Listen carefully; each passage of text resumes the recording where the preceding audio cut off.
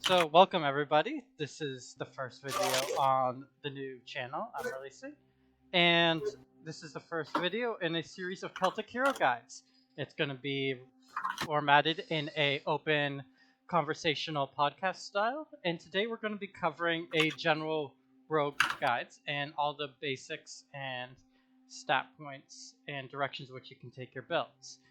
Joined with me first here today, we have fellow co-host LuvDeNinja. If you want to introduce Hello, yourself and your account and who you are.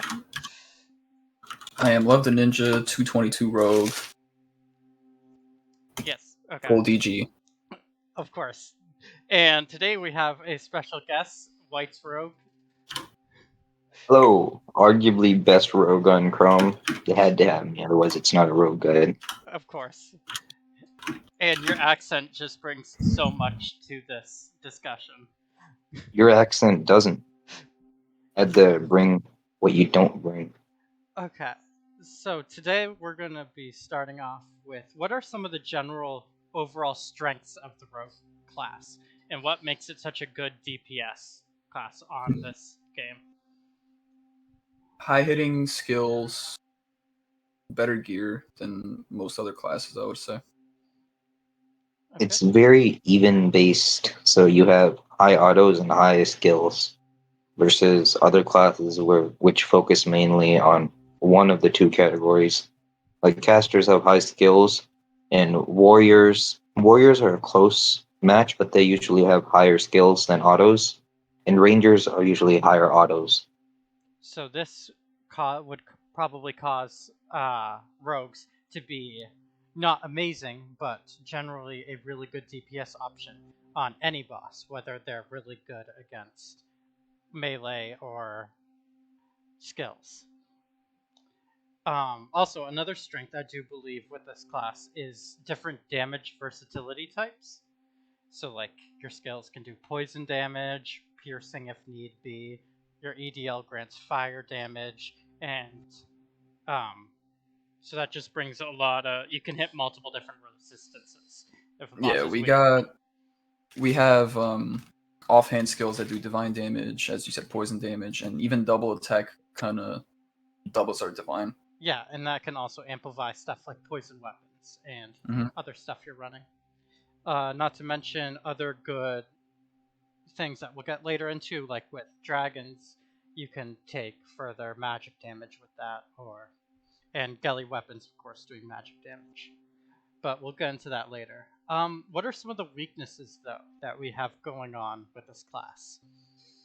Squishy. Armor, HP, sometimes even energy. Definitely, yeah.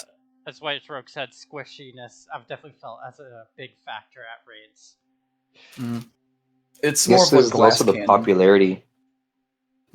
Yeah, it's more of a glass cannon type damage. Yeah. Also, like the popularity of the class is technically a downside because so many people choose to be rogue mains. Everything just sort of skyrockets in price. Like while you may be paying like maybe 10 to 20K for druid stuff, you're going to be paying 100 plus for rogue stuff. Not to mention the Like even for resto spam. skills. The resto Oh yeah. spam is real.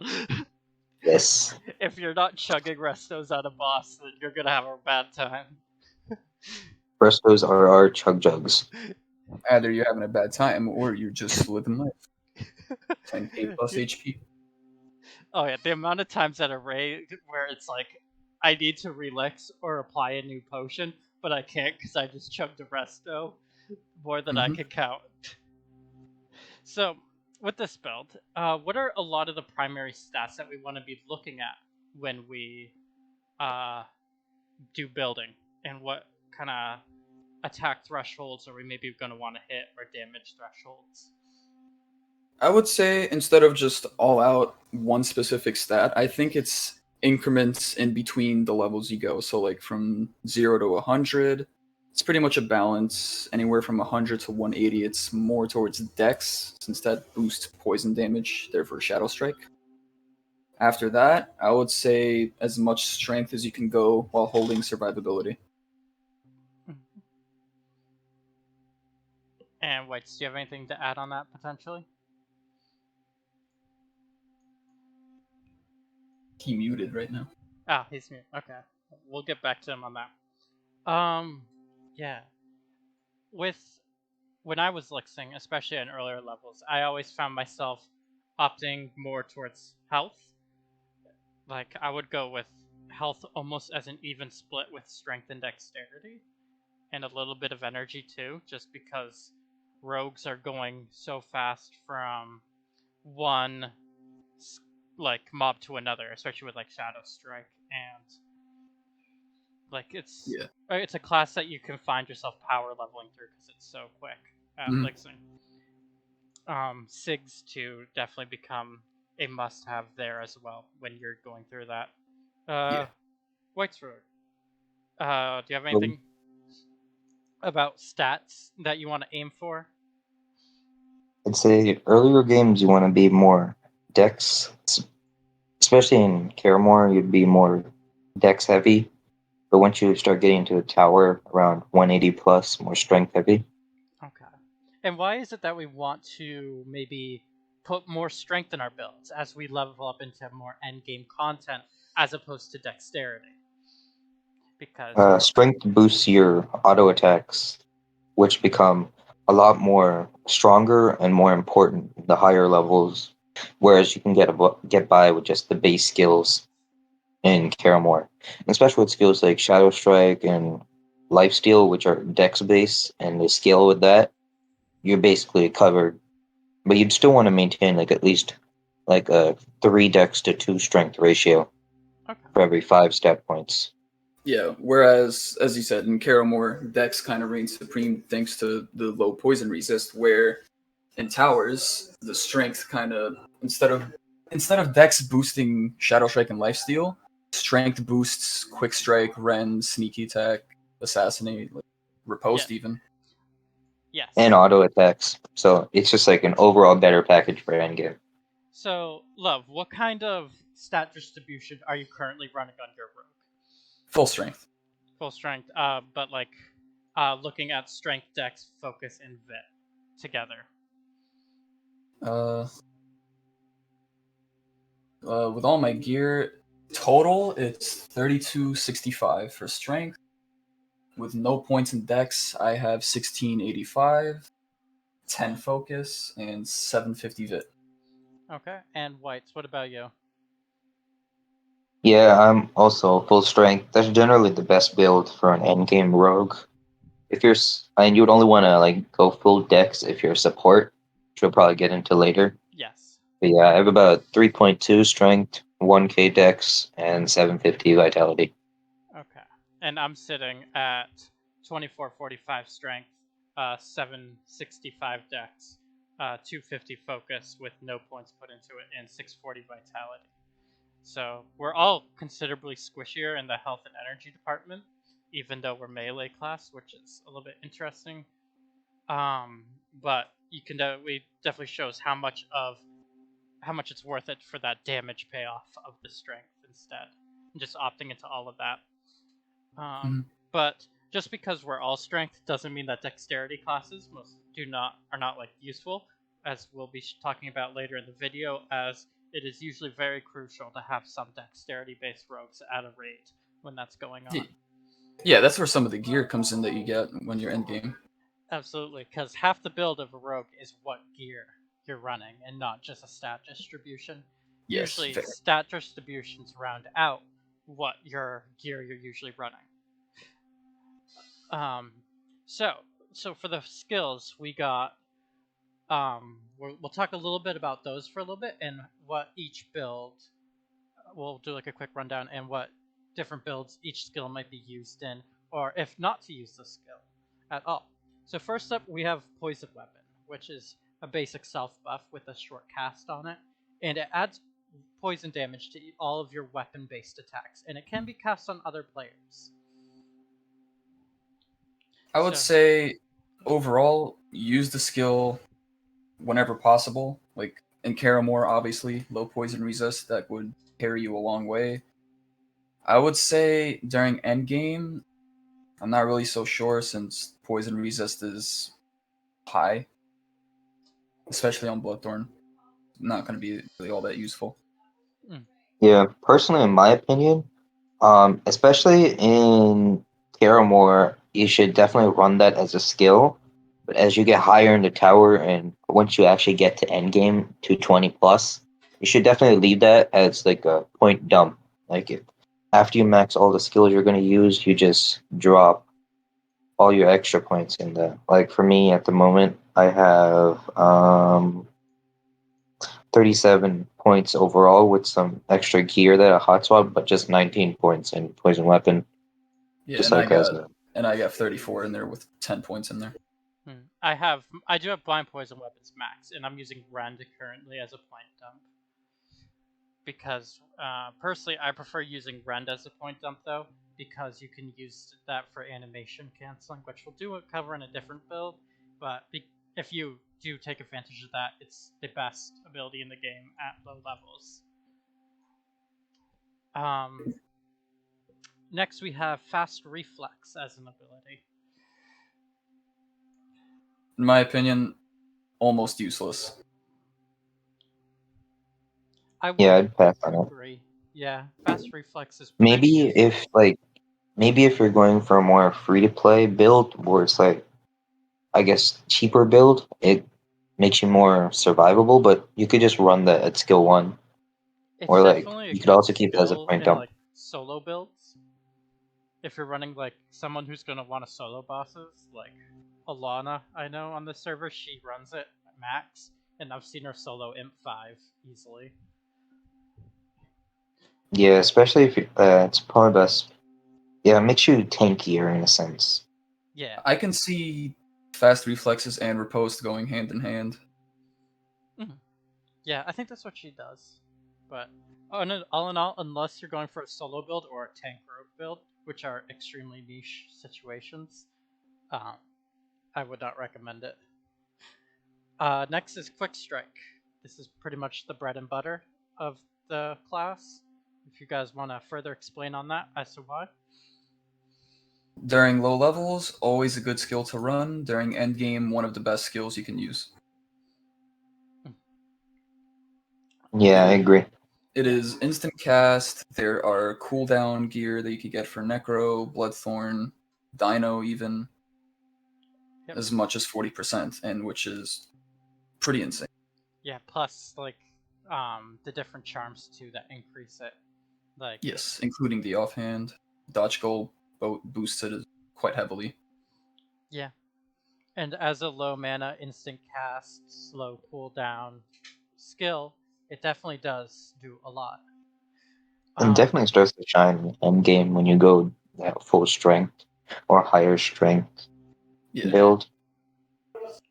Yeah, so that's just a general all in all skill that I would say you always want to be running, almost no matter the build. Mm-hmm. Next we have Rend, which is a damage with it does an initial burst of damage as a weapon based attack, and then it has a dot after that that continues. I would say it's a pretty good skill. If you have very high strength, like Imperial and above gear, Necro, Bloodthorn, then it's actually pretty viable since it gets like that little extra damage in that otherwise could be filled in by strangling vines from druids, frostbite from mages, whatever. Yep. And this is way faster than any other damage over tick. And it might as well be an instant cast with how quick the cast time is, at least if you're timing it right. Yes. And Whites, do you want to add? Do you have anything to add with that? Nope, Okay. I agree. Just overall, Yeah, it was definitely a skill that I didn't use in the early parts of the game when I was Lixing, because I always found it really underwhelming. Because it's like either I'm waiting for my cooldowns to come back and then I finish killing the mob, or I just killed the mob before I even got to cast it. And render not being on them didn't change that. I guess you don't realize how fast the Ren tick is compared to everything else. Yeah, that definitely makes it really good Because on it, raids. yeah, because it looks like a small number compared to the other dots, but But it's it, going it like just like racks up really fast. it goes like 2 or 3 times as fast. Not to mention, Hmm. it's also a dot that can be applied multiple times by multiple people. Or not multiple people can apply different rents. Although they do outcast each other. Yes. So And I next believe- we have sneaky attack. You can use it whenever you're not being attacked, and it just does a lot of damage. And I believe it can't miss, if I'm correct. No, it cannot miss. Yeah. Yes.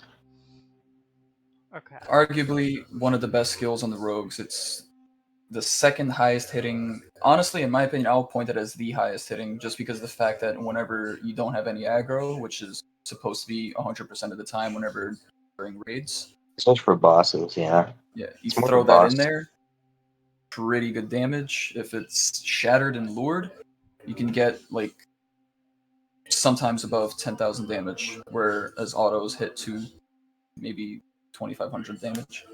This is definitely one of those abilities too that you see rogues like topping the skill hit damage charts with, and Yes. this really makes them this is one of those abilities that just makes it a really good damage class overall. With all the best gear, like godly gear, helmets, all that shit, even food on top of that, you can probably top out around 65,000 damage on sneaky attack. You don't entirely need all that best gear too, just to make it viable. It's No. definitely something. It's great for leveling, honestly. That's like how I used to start most of my mobs. Oh yeah. It is the best leveling skill. I might disagree with that, but we'll get to it later when we get to what I think. It's not like, yeah, I don't think it's the best leveling skill, but it's a great thing to have. Yeah. Like whenever you start. That's the number one thing I catch myself telling newer players is like, or especially newer rogues, is to think, oh, I can't cast this all the time. Whenever I mobs aggro, I can't cast it. But And you just don't realize how many mobs you're going to be fighting. And it's like, oh, actually, it's like, no, dude, it really just amplifies your damage so much it's worth it, even with the downside. Yeah, at early levels, at some point you just start the mob with 45% HP left. It just makes a breeze. Yep. Especially like below 100. And even if you are on a fast enough device, you can quick strike, hot swap to or to sneaky attack, and then still sneaky them, even though you have aggro because you started the channel before the damage went through on Shadow Strike. Next ability, this is only one I recently started using, but it's Assassinate, which is an ability that can only be used when a mob is 30% health or lower. And I think this in my is opinion, highest it's a damage great skill. It's a great skill, but I only use it end game for bosses. It is a great skill. On statistics, it is the highest hitting, but on practice, as they said, only use it at 30%, and people forget that it still has the ability to miss, and it does it quite often during raids. So that's why I always go that's back the to only sneaky attack. downside. But yeah, I do hold the Chrome record in a sense, the 58K for Assassinate puts me at 35 in the game, ignoring the first two because both of them are definitives. Of course, when the moderators get involved. Yeah, level 2500. Yeah, it has gear from Gelly and Morty, and even Necro. Only thing that Sneaky Attack has a beat on is that it also has Necro and Gelly gear, not from Morty, but it does have it from Bloodthorn, which they can get either from cooldown rings or ferocity rings, which are, I believe, the second best rings in the game. Rogue. Yeah, and one thing with Assassinate though, the one downside to it is not beyond the 30% is the fact it can easily miss, as we mentioned earlier, but it also has an extremely high mana, or not mana, but like energy cost to it. And I don't know, but I believe it also takes longer to cool down than Sneaky Attack. It does. Yeah, it's it takes one a of the long longest. It's one of the longest cooldown abilities in the game. Generally, you get about 3 off per boss. Yeah. If it's going at a decent pace, which is usually around 15 minutes. So around the last 30 minutes, the last 30% of the boss's HP, you get 3 casts. So some people may say it's better to just run something else, but at end game when you're like swapping, and you already have you every can. Skill. Yeah, it's a good skill to run. And when you can do a critical hit on that, it's juicy. Oh, yeah. Yep. So the next skill we got coming up is Lifesteal. It's you basically just a damage. It is not a weapon hit ability, and you heal yourself based on the amount of damage that you do. I would say around mid game, like 180, 190, when you're like trying to start doing Mordris, one of the good skills that you can run. After that, 200 and above, damn near useless. Yeah, I drop Unless it you're once you get elixing. to tower, but in early games, it's a free heal, so it's great to run. Yeah, Especially and it's a poison damage skill, so it's good for Kiramora. yeah, especially against like Morty and other stuff like that. And I Prone. mean, if you can't afford Lixes, they are not Lixes, but like Restos and Lixes. There you go. Got some sustain. But yeah, whenever you start making it to raids such as Prot, Galley, Bloodthorn, damn near useless. Drop it. Yeah. Those solo builds and generally locker builds specific for Caramore though. It is a very good ability for those skill builds though. And it does scale off Dex if I do believe, right? Yes. Yeah. Okay. I might see support rogues running this then. Next we have the ability Hide, which just hides you from mobs for a short period of time. I personally think, Pointless. yeah, utterly useless ability. Oh, I actually use it.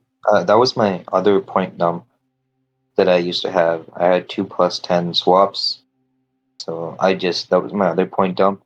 I just use it to get around. Helps you run past the mobs really quickly. It doesn't work on bosses though. Yeah.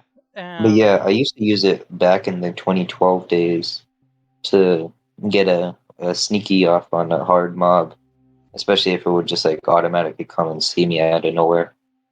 Used to run that. It's good for like a sustain build, like trying to just live. Yeah. It does offer a lot of sustain. Again, though, this is a very high mana cost ability. Or I'm gonna keep saying mana cost because I'm used to other games. So sorry about that, and anyone who gets triggered watching this. But so if you're in a boss fight and you're using an ability like this and you run out of mana, can definitely consider dropping it because if you have no mana left, then you're not doing damage.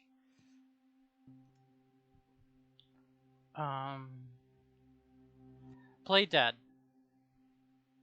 Only useful in arena and PvP scenarios. That's a PvP skill, and that's one of the book skills. Along with assassinate, you have to complete a quest that you can access. I believe it's at like level 45 or 55. So yeah, both of those skills are generally end game tailored skills. So yeah, I won't use this. I would say that play dead when you're using it in a PvP scenario. A lot of people tend to look poorly on it as like, The cheese skill. yeah, it's a cheesy skill. Basically, you just do quick strike, shadow strike, rend, play dead, and you just watch their health wilt away with Yep. that rend. And when you do play dead, they immediately lose that click on you, so you can go straight into a sneaky from there. Mm-hmm. This is actually probably the only ability that I still don't have the book for in the game. You most definitely do not need it at all. Next is the ability Distract, where you can just transfer Useless. aggro. Yeah. As I've never really used it much. We just die whenever we get aggro, so that's our distract yeah, in game bosses.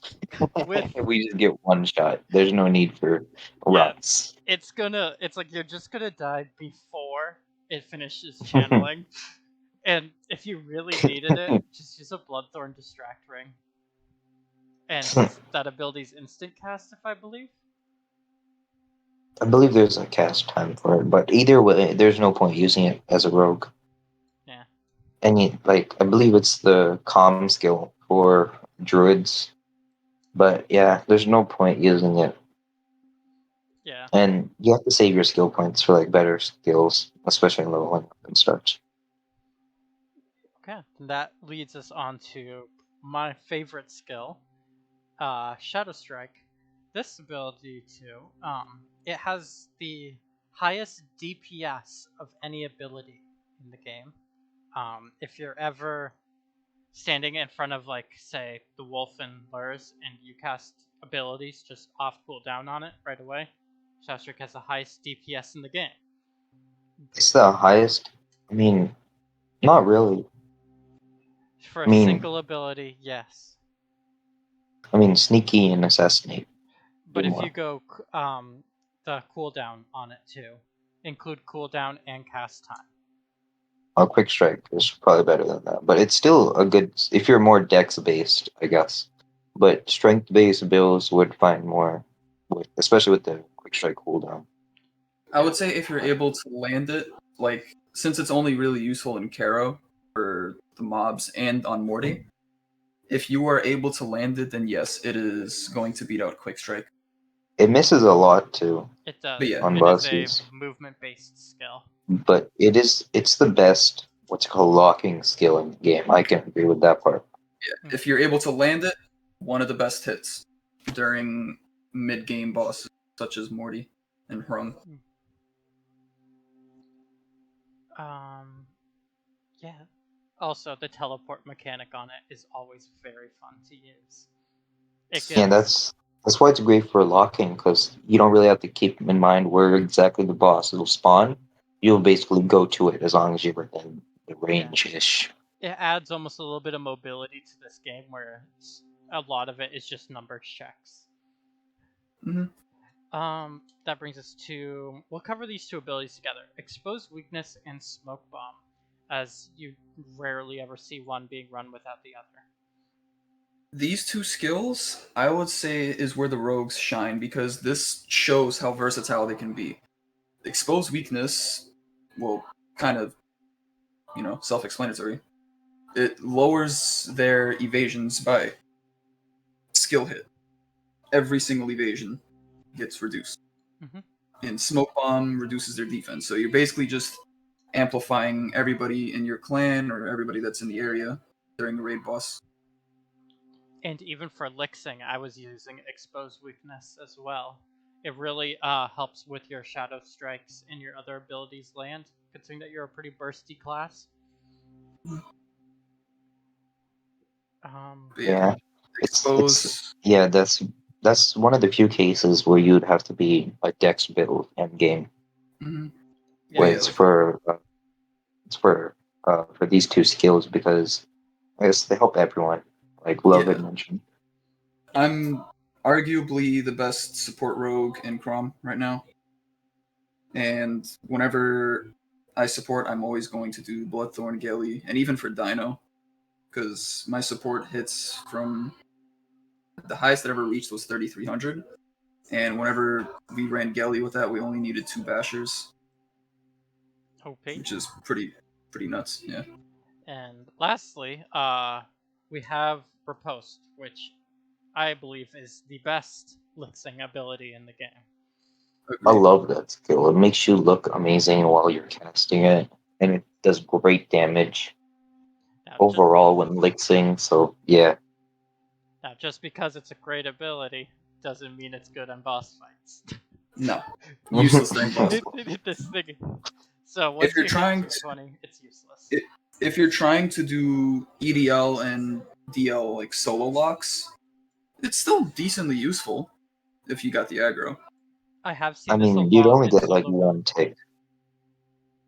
Because once you get that Shadow Strike, Quick Strike, Riposte, that one auto from that boss is gonna almost guarantee you the lock if you're faster than the other guy.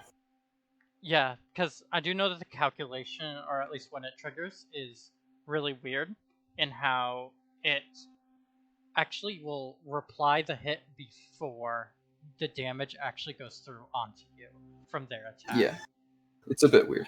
It is, and it's got a really cool animation, so I mean, that always works. It reminds me of Genji from Overwatch and using the deflect. Yes, very much so. So now that we've gone over each ability, we got the two main builds, at least I want to cover first, of the strength and the dexterity rogues, and how they differ and where their general strengths and weaknesses.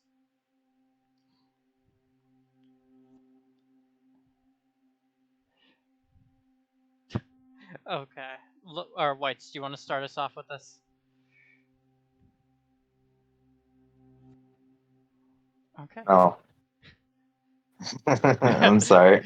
I missed the question. I was. So we got the two primary rogue builds: strength and Mhm. dexterity builds. Oh yeah. What are their general strengths and weaknesses? And we don't have to cover that as much. We can gloss over it. I mean, we mentioned it earlier a little bit. Yep. I won't say I'll be right back. Sorry. Okay, I'll carry the conversation then. So generally for strength rogues is you're looking at much more glass cannon builds. Your abilities will be hitting harder. It includes auto attacks and your damage, and this is really good. The primary rogue build that you will see most of the time. An example full build though for a rogue that is going a full strength build is you might see poison weapons, quick strike, rend, sneak attack, assassinate, and shadow strike. And that is of course included all with hot swaps and stuff to reach all those abilities, as just hitting like level 220 doesn't give you enough points for that. For a dexterity based build, you want to focus more on your cunning ability as opposed to like your dagger or your strength ability. Generally all points would go into dexterity for this build, and poison weapon again would be an ability that you would see for in this, along with maybe lifesteal, shadow strike, definitely expose weakness, smoke bomb, and quite often with these builds you see the supportive rogue casting poison weapons on the rest of the group allies, as it also really drastically increases the damage of the entire party as well. So yeah, the overall damage though of the Dex Rogue is going to be a lot lower because auto attacks make up like half of the damage of the class, and that just really hurts the Dex Rogue though in its raw damage, but the amplification is always worth it. Next up, we got some more cliche builds such as lockers, tanks, and more Lixing style builds. Locker rogues tend to be full decks, maybe with running riposte and other more strength abilities despite being full decks, because they tend to just want to get as much damage out as possible quickly. The tank build is a bit more unique in how it does. It's just kind of like an amalgamation of a whole bunch of abilities coming together. And generally you need taunt rings from Bloodthorn though to make this work. And you would use abilities such as your fast reflex along with other damages abilities, along with your lifesteal. And it actually leads to a deceptively pretty tanky build that can actually tank some like DL or EDL bosses if you're really endgame on what you have.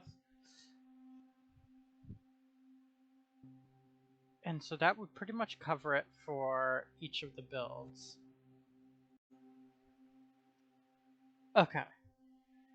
So now what kind of abilities not abilities, but gear are we going to look for each build?